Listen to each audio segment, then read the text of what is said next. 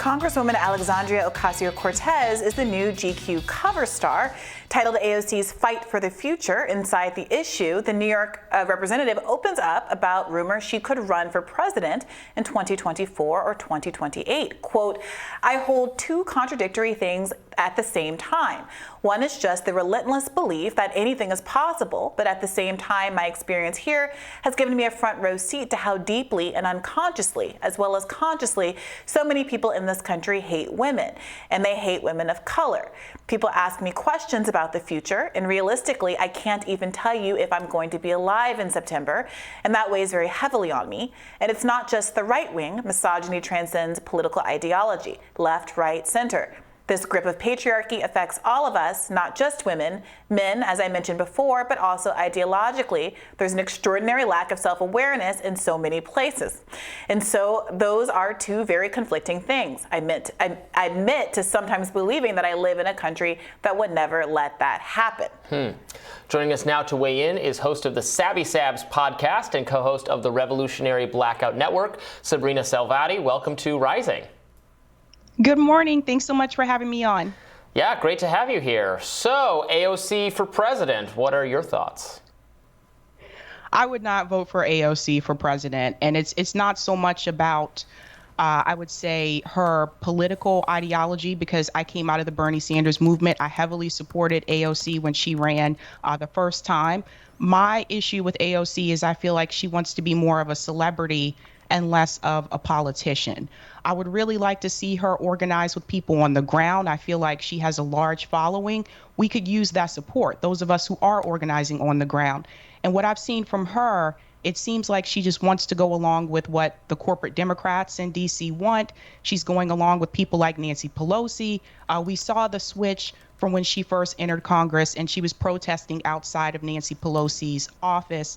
And then she went from that to calling Pelosi Mama Bear. So it's very clear to me, I think she wants to be a career politician, which is what she said that she would actually go against. When she first started running, she said she didn't care if she was a one-term congressperson. And obviously, I don't think that's true today. So I think that the problem that I have with AOC is I don't feel like she's actually fighting for these progressive issues the way that she said that she would.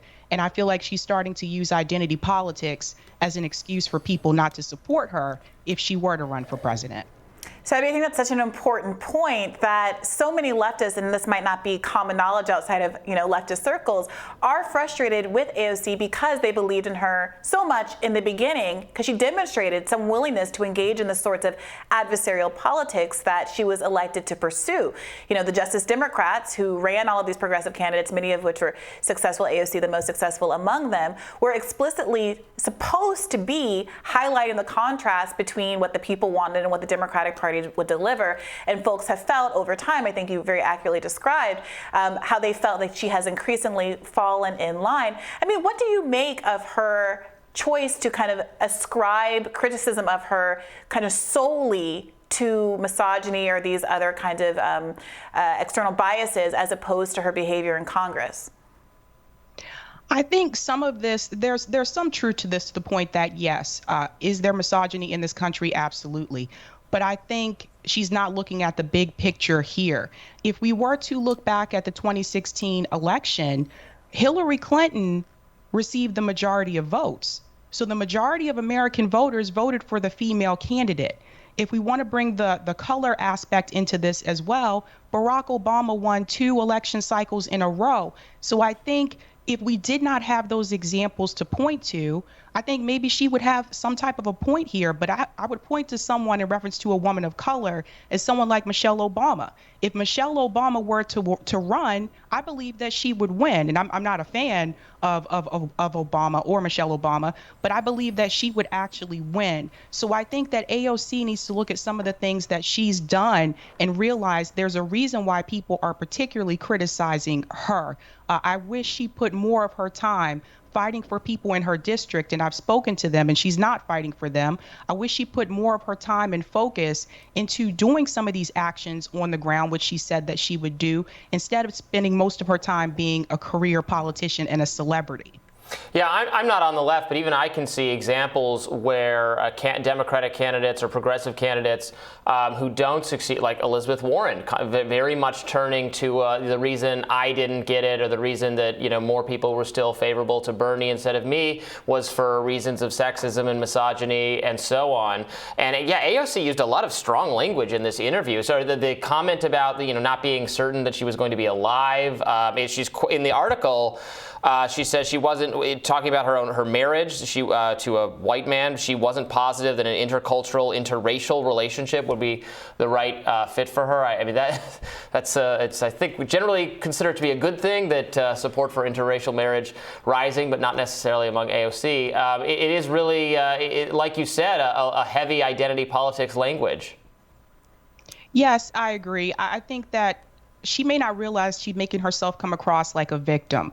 And I felt like that interview with GQ, it was depressing. That's not inspiring. That's not what young people want to hear. The people who supported AOC, especially people who donated a lot of money to AOC, they don't want to hear those things. And we're not saying that you can't talk about the challenges I think that you are facing, like as a progressive in DC. We're not saying you can't talk about that, but look, I'm in an interracial relationship. Yeah, there are challenges that come across with that. Deal with it. Like, I'm sorry, but you can't just blame everything that's happening to you, every bad thing that's happening to you, on identity politics. So I think that if AOC wants to run for president, I think that she first has to be able to handle these situations that she's going through now. And I don't feel like she's doing a good job at doing that. And she's going to have even more pressure if you run for president. Sabby, do you think that AOC could win despite the skepticism that exists in, I would say, about half of the left at this point? And if not, do you think it's still possible for her to rehabilitate herself at this point? I think in order for her to win, she would have to do one or two things. She would either have to pander more so to the corporate Democrats. She would have to win over liberals.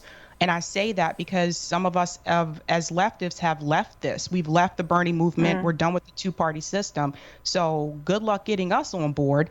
And I think the other option is, yeah, she could redeem herself, but I think that would hurt her position in DC right now. That's the problem she's going to run into. Everyone who has been there, who has really tried, I think, to push back. A perfect example is Cynthia McKinney. They have pushed them out. They're not going to let politicians stay there that actually are going to fight for the people and push back against the corporate Democrats. They're not going to let the anti-war voices really stay there in that party either. So that's what she's going to run into. So the question she has to ask herself, does she really want to fight, or does she want to be a career politician? Yeah, you bringing up the anti-war point is so apt, because this is someone who, on paper at least, is like a progressive anti-war Democrat being interviewed for a major magazine that has an audience that maybe is across the board and maybe not explicitly progressive but liberal. Talk to them about the Ukraine war. Talk to them about, this is a time to say something about how wrong this is and how there should be different policy. And of course, it's silence, and it generally has been from even the supposedly left members of Congress on this issue. Not universally silenced, but I think not nearly as much talking about it as those of us who oppose what's going on would like to see. So anyway, thank you so much, Sabrina, for joining us. We really appreciate it. Thanks so much. And we'll have more Rising in just a minute.